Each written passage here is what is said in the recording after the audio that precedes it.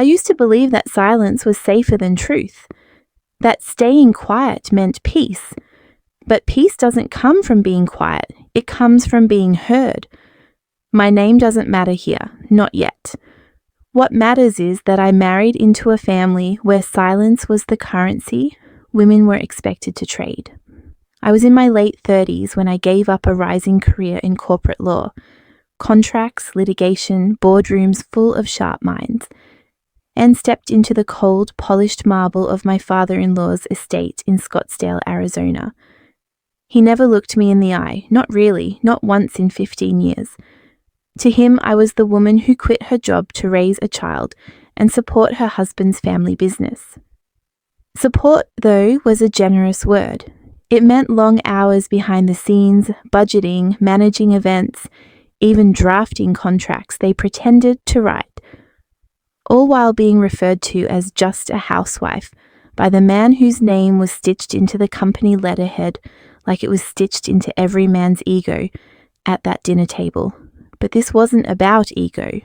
This was about erasure. They always noticed what I lacked, I remember thinking, never what I endured. Sunday dinners were the weekly ritual. My husband's family treated it like church. Every Sunday at 5 sharp, we sat around a table longer than our marriage was strong. My father-in-law presided like a judge, not of law, but of worth. Each week, someone was the unspoken target. Most weeks, it was me. "What do you even do all day?" he asked once, swirling his whiskey like he needed it to wash down the bitterness in his tone. I smiled. My husband, David, sat across from me, eyes glued to his phone, thumbs twitching. A man can say a lot by saying nothing. His silence was worse than the insults. It was abandonment in real time. They laughed. I folded the silk napkin in front of me into a leaf shape, like I always did. A habit, my own form of quiet art. No one noticed, they never did, but silence is not weakness, it's strategy. Sometimes silence is the loudest protest. After dinner, they peeled off. Cigar smoke outside on the patio. Conversations behind doors not meant for me. I lingered in the dining room, clearing plates, wiping the same polished mahogany for the 100th time. That's when I heard it. "He brings nothing to this family," my father-in-law said. "She brings even less." He didn't bother lowering his voice. David grunted in response. No defense, no rebuttal, just that small, traitorous sound. I stood still, back straight, hands damp from dishwater. I didn't move. Not yet.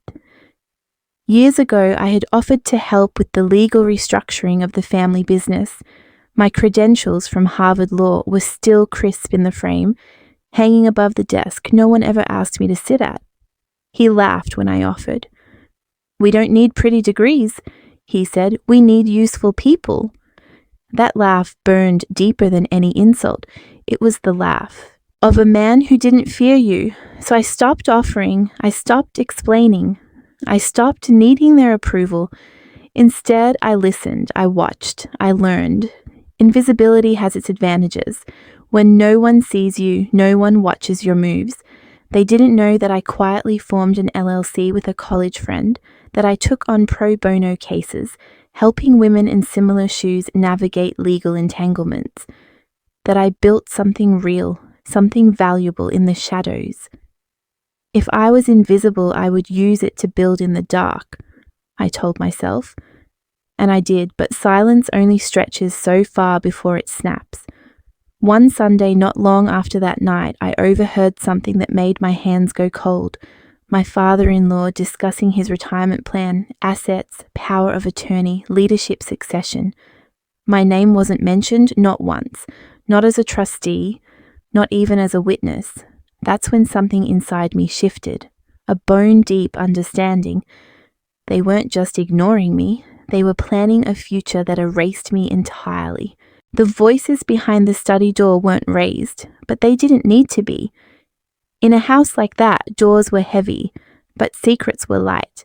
I was walking down the hallway, passing Walter's office, when I heard my name, or rather, the absence of it.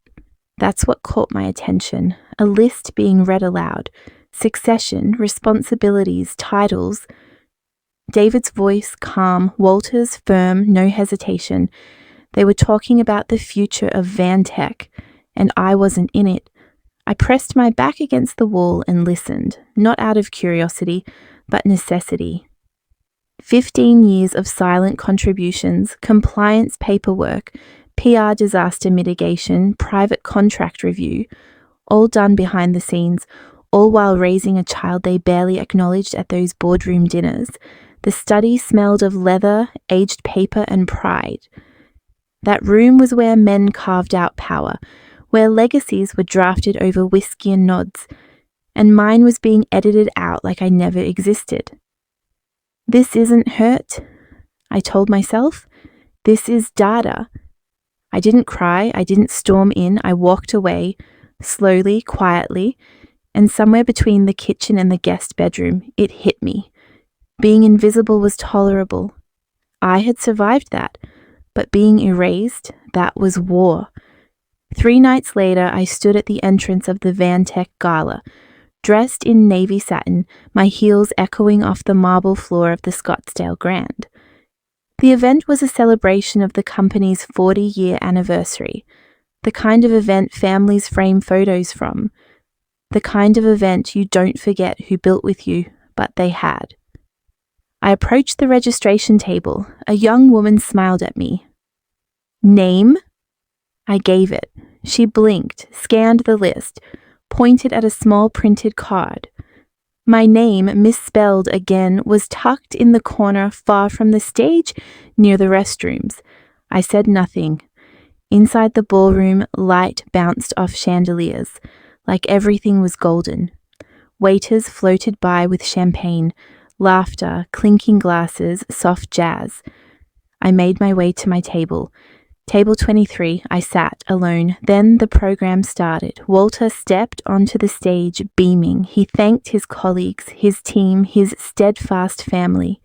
He mentioned David. He mentioned his daughter. He thanked the board, but not me. My fingers pressed against the silk napkin, folded it as I always did into a leaf.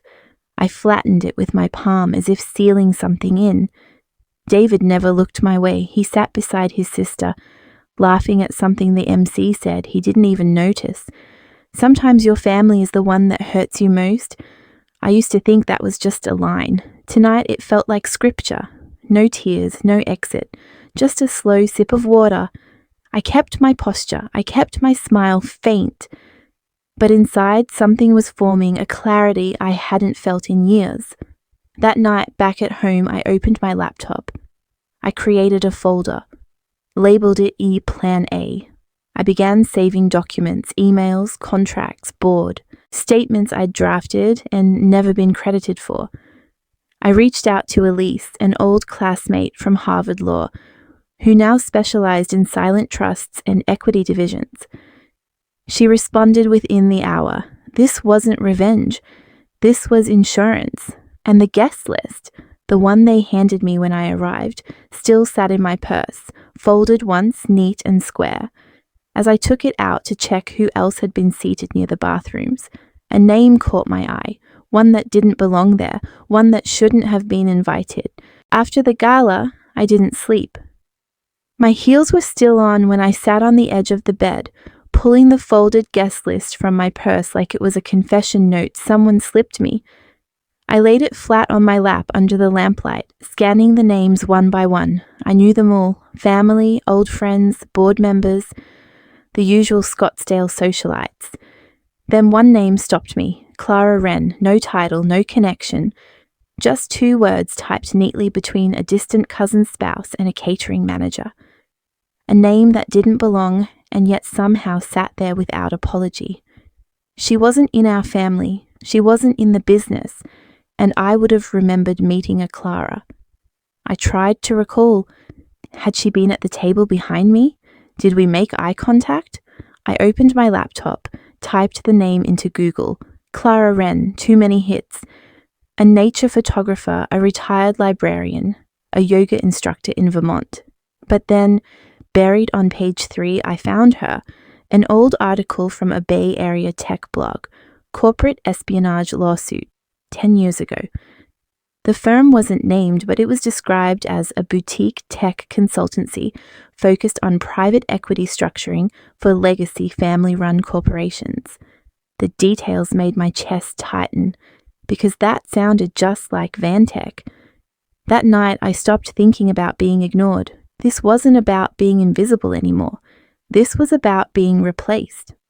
The next morning, I packed David's lunch like I always did, kissed our son goodbye, and drove to the office like it was any other Tuesday. The parking lot was half full. I sat in the car for a while watching, and then I saw her. Sharp suit, square shoulders, silver-streaked hair pinned back in a low twist. She moved with purpose, heels that didn't apologize, a leather bag hugged close to her side, and a stare that didn't blink when she passed people. She walked straight into Walter's private wing. No hesitation, no badge check. The receptionist didn't even ask who she was. I got out of the car and followed after a few minutes. Took the long way around through the break room and waited near the glass hallway that overlooked the inner garden. And sure enough, through the conference room blinds, I caught a glimpse. Clara sitting across from Walter, papers laid out, both of them nodding. Later, I asked David about her. "She's a consultant," he said, not looking up from his phone. "Walter brought her in, something about streamlining the finance side. You're reading too much into it." I smiled politely and said nothing, but I watched. Clara didn't attend regular staff meetings. She never appeared in internal memos. But she had an access card and knew her way around. Her car was parked in Walter's reserved spot on Sunday afternoon when I drove by to pick up files. One of the interns accidentally forwarded me a vendor email meant for Clara. Her name was misspelled in the reply chain, but I recognized the timestamp. She was negotiating vendor rates for a department I used to handle. Her signature used a different last name, but the initials matched. She wasn't being introduced, she was being phased in. Sunday dinner rolled around again. This time it was at our place. Clara showed up. Apparently, she and Walter had come from a planning session and decided to stop by. David acted like it was nothing. She slid into the seat I usually took at the table, between Walter and David, laughing like she had always been there. I sat across from her and folded my napkin. This time not into a leaf, just a straight, tight line, crease after crease until it laid flat like a sealed envelope. She's not a mistake, I thought. She's a test. That night, I sent a message to Elise, my law school contact. I told her I was researching a consultant embedded in family finances. She didn't ask questions, just sent me a secure file drop link and said, "Upload what you have, I'll take it from there." I wasn't going to expose Clara. I was going to prepare for her, because people don't erase you by accident. They erase you because they've already found your replacement. And the next morning, when I returned to the office to print something from Walter's files, I found it. A contract, folded between meeting notes, unsigned, undated, but in the space marked Strategic Financial Liaison, it was there. Clara Wren, in the spot where my name used to be. I slipped into Walter's office. During a board meeting, pretending to hunt for an old brochure, the leather smell, the hum of distant voices, the soft clink of glasses from his private bar. All of it faded once I pulled open the top drawer and saw the folder. It was thick, manila, unassuming, labeled Asset Reallocation Pending. On top, no red flags, no urgency stamps, just silent intent. Inside, the contract draft stared back at me. My name, and scrawled, nearly erased, Clara Wren in bold replacing it. Dated a week before the company's anniversary gala. Walter's signature bold at the bottom. Mine, never there. It was a quiet betrayal, dressed up in legal jargon. A message, "You've already been edited out." Shock didn't swallow me. I leaned closer, tracing the scratch where they tried to remove me. This was not a mistake. This was a plan. My heart didn't pound, it calculated. I snapped a photo. Later that day, I called my former law professor, now a judge, on a secure line. I described only hypotheticals. Under his calm voice, he confirmed my fear. Once that contract filed, I would have no formal claim, no legal standing, despite everything I built behind closed doors. They would erode me with signatures no one would question. That evening at home, I confronted David. The words slipped out. "They can erase me with paper." He looked up, surprised. "It's just paperwork, Mum. Maybe it's not finalized." His voice was soft, almost dismissive. "But paperwork, they think it's innocuous." I knew better. "Funny," I murmured, "how things always get decided when I'm not in the room." The silence that followed was colder than I expected. Weeks later, I had my intern friend dig old ledgers I'd accessed casually over the years. She unearthed something staggering. 3 months ago, $2.0 million quietly transferred to an offshore account under CW Global Holdings. Expense lines labeled Strategic Growth Consulting, a company I never saw before. Clara's name surfaced in buried documents as the receiving consultant. Suddenly, those late-night meetings, those documents she touched, all made sense. They didn't just push me out, they used my silence as cover for a quiet heist. Never louder, never boldly violent, but painful, calculated, complete. That night, I didn't sleep. At 3 a.m., I sat by the window watching Phoenix awaken. I drafted the first letter of resignation, not mine, his, because there comes a point when silence is compliance, and I refused to comply any longer. The morning after felt different. No panic, no heartbreak, just clarity. Cold, sharp, unshakable. I stood at the kitchen sink, holding the printed resignation letter I had drafted in the haze of betrayal the night before. The sunrise filtered in through the blinds, quiet and gold. I didn't need it anymore. Not that version, not that emotion. I struck a match, lit the corner, and watched the flames chew through every word I had written. I wanted justice yesterday. Today I wanted leverage. By noon I was on a secured line with Angela Wren, a woman I trusted not because she was kind, but because she didn't need to be. A private counsel in New York with a spine made of strategy. We hadn't spoken in years, but when I laid out my case, she didn't blink. "I'll help," she said, "but you're going to keep records now. Your kind of records. You control the paper trail, not them." That was the beginning of my own quiet war. I started small, installed a keystroke logger on my work desktop, had it reviewed, word for word, by Angela's legal team, just in case. Screenshot by screenshot, I began archiving Clara's emails, invoices, internal memos. Every odd charge, every duplicated invoice, every blurred signature, all stored in encrypted cloud folders, linked only to a device they didn't know I still used. Then, buried deep in a shared company drive, I found it, a folder labeled Tapestry Exit Strategy. It was locked at first, but after years of handling compliance backdoors, I knew where to look. My access still worked. There it was, Walter, David, Clara, all listed as collaborators. Inside were spreadsheets, timelines, projections. A full breakdown of what my severance would look like if I chose to step away. Health insurance terminated 30 days out, retirement options, even the announcement copy for press release already drafted. My exit had been choreographed like a Broadway show. It wasn't just personal, it was institutional. They didn't just want me gone, I whispered to myself. They wanted me replaced, erased, and forgotten. That night, I waited until David got home. We ate in silence. The fork clinked against his plate. I slid a printout across the table. "Read that aloud." He looked down. It was a legal article on spousal fiduciary responsibility in closely held corporations. He smirked. "What is this? Law school homework?" But he read it. And when he got to the part about shared liability and mismanaged funds, his jaw tightened. "I'm just saying," I said, stirring my tea, The moment you think I'm not documenting is the moment I've already filed." He said nothing, but he didn't laugh again. And I saw it, that shift. He didn't see me as emotional anymore. He saw me as dangerous. I didn't press. Let silence fill the space between us. It was useful now. I wasn't just a woman wronged. I was a liability they hadn't accounted for yet.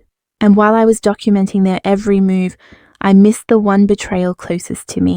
The next morning was quiet, too quiet. David moved around the kitchen like I was glass. He didn't ask if I wanted coffee, didn't mention work, didn't even look at me. His silence wasn't guilt, it was calculation. He was afraid I'd figured out more than I had let on. Walter walked in halfway through breakfast, barely glanced in my direction before launching into some praise about Clara's astute insights into emerging markets.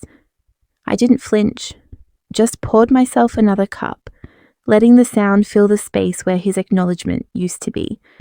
Clara sat across the table, again in my chair.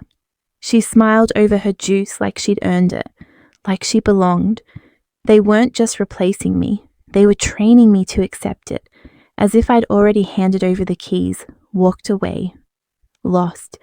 I went into the office earlier than usual, told the assistant I had a deadline and needed no interruptions.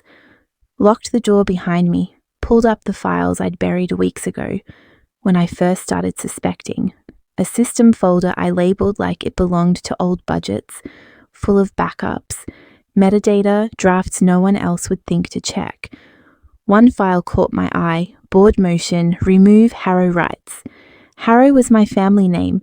That file had no reason to exist unless someone was making it. I opened it. Clara's name was in the metadata, co-author. Her digital fingerprint was all over the internal comments. But the shock wasn't that she drafted it.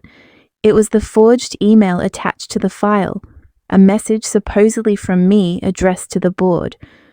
I voluntarily relinquish any and all equity voting rights effective immediately. Except I never wrote it, never sent it, never agreed to it. They had created a fake version of me, quiet, compliant, out of the way. The betrayal wasn't just personal anymore, it was procedural. I didn't panic. I printed the document, highlighted Clara's name, made 3 copies. Then I requested a meeting with her. Formal channel, conference room. She was already there when I arrived, sitting at the head of the table like she owned the building. Cool, polished, fake. I sat opposite her, placed the file between us. "I found your name in my files. Explain yourself." She didn't blink, just leaned back, crossed her legs and smiled. "I'm following directives from Walter. You know how this works." "Do I?" She studied me like I was a chessboard she'd underestimated. "You still have options. If you walk away quietly, you'll keep your family. I'm not here to destroy that." I tilted my head. "You think you can offer me my life back like it's a coupon code?" "I'm offering you peace." "No," I said, voice level, calm. "You're offering me silence." There was a pause, and in that pause I knew she didn't fear me yet, but she would. I stood, slow. "You don't get to trade me like collateral."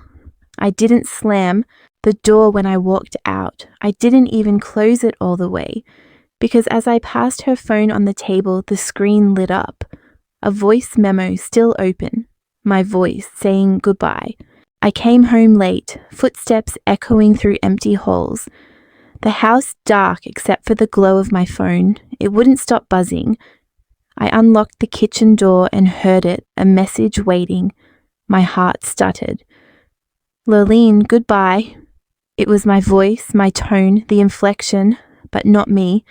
I froze. That word, goodbye, delivered as if I'd said it willingly, but I hadn't. Someone had stolen my voice, cloned it, edited it, turned it into another weapon against me. They didn't just erase me. They tried to make me silent forever. I held the phone in trembling fingers and replayed the recording. The patter of ambient noise, the faint breath before the word goodbye. It felt like someone reached inside me and turned off the light. Rage flared. but I kept it buried because fury without control is a trap. I didn't wipe it. I backed it up.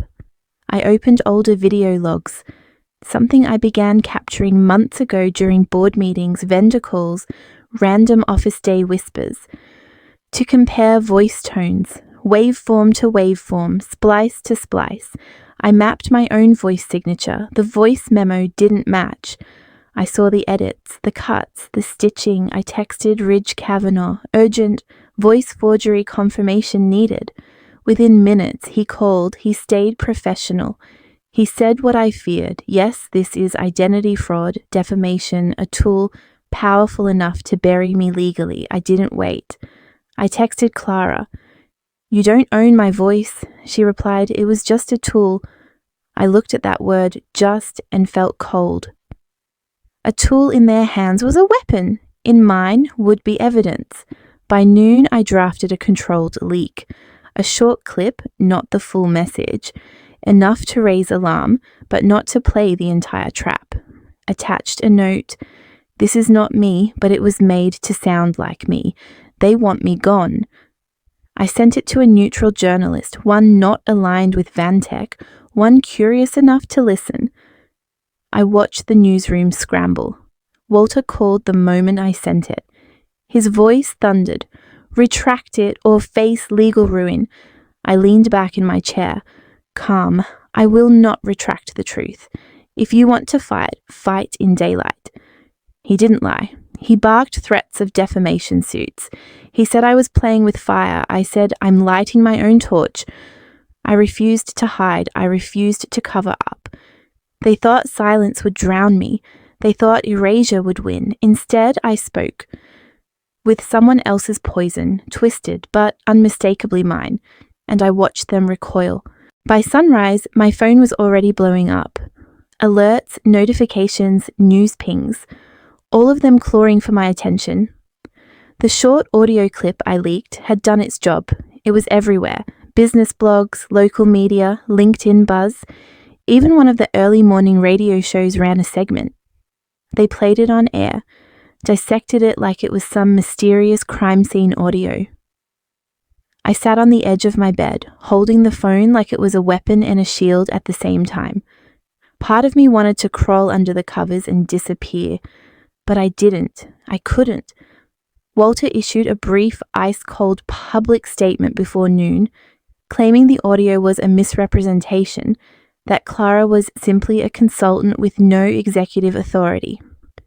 David didn't say a word. He moved like a ghost in the house, skimming past me in the hallway, staring too long at the kitchen floor like it had the answers he didn't. I stayed still, not passive, still, focused. I told myself, they launched their attack. I choose to respond with truth. The board meeting was scheduled for 3 that afternoon. I walked in wearing slate grey, not black. I wasn't mourning, I was testifying.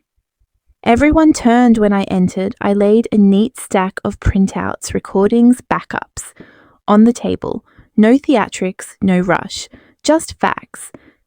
Clara tried to move first. She stood up, document in hand, and began reading from it. Some contractual revision about the restructuring of Harrow family rights. Her voice was smooth, practiced, too practiced. I let her finish the second paragraph before I stood. That document is forged, I said, calm but clear. Here's the original with my actual signature, and here's the forgery, metadata included. Chairs scraped, pages shuffled, a few board members whispered. One of them, an older woman named Helen, let out a soft, "Oh God." Then I spoke, short, direct. I was taught that power isn't inherited, it's built. I won't watch mine be dismantled in silence.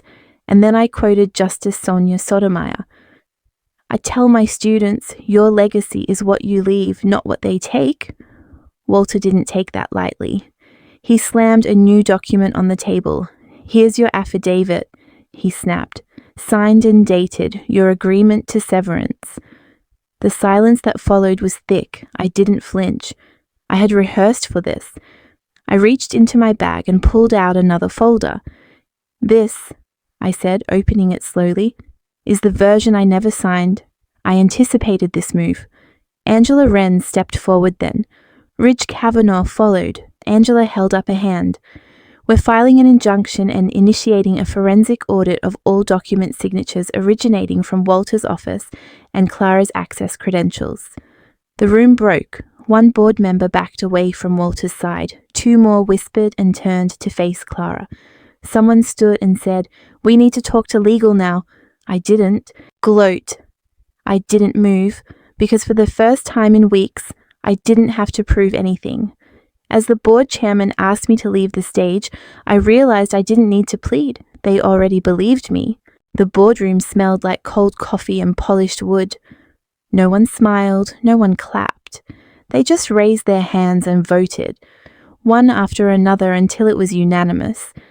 My leadership reinstated, Walter's voting rights frozen.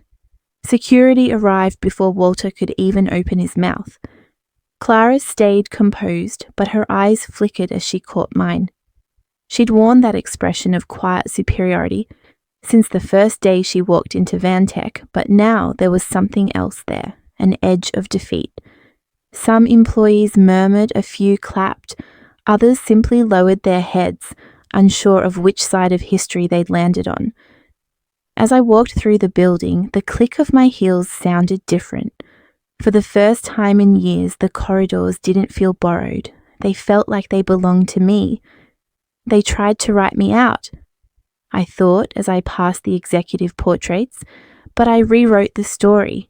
The next morning, no celebration, just a conference table, chairs, and a new agenda. I told them plainly, this company would stand for innovation and ethics together, or it wouldn't stand at all. No consultants in shadows, no hidden contracts. People glanced at each other but listened. Then David stood up, voice low but steady. He admitted Clara had manipulated him, used his credentials to move funds, and fed him stories to turn him against me. "I'm sorry," he said, eyes wet but unflinching. "I thought I was helping." I looked at him for a long moment. Trust isn't a gift, it's earned back. He nodded, understanding the weight behind my words. Ridge collected David's papers outlining a legal recovery plan to protect employees who'd been used as pawns. For the first time in months, I felt the ground under my feet again. Later that week, I drove to my old neighborhood. No Rolls-Royce, no driver, just me, a stack of blueprints. In the back seat, for a youth tech center I was funding out of my own pocket. I walked past the cracked sidewalks to the tree where I'd once sat as a teenager, dreaming of Harvard. In my bag was an envelope, a letter from my late mother, written the day I'd been accepted but never sent. Her words were simple: pride, regret, a quiet apology for letting others silence her. Reading it under that tree was like hearing her voice again. It didn't undo the years, but it closed the loop. My father-in-law called me useless. I whispered to no one. I call myself unstoppable. I slipped off my heels and walked barefoot across the grass. No cameras, no applause, no boardrooms, just me. I didn't need the symbols of power anymore, because when they tried to bury me, they forgot I was a seed.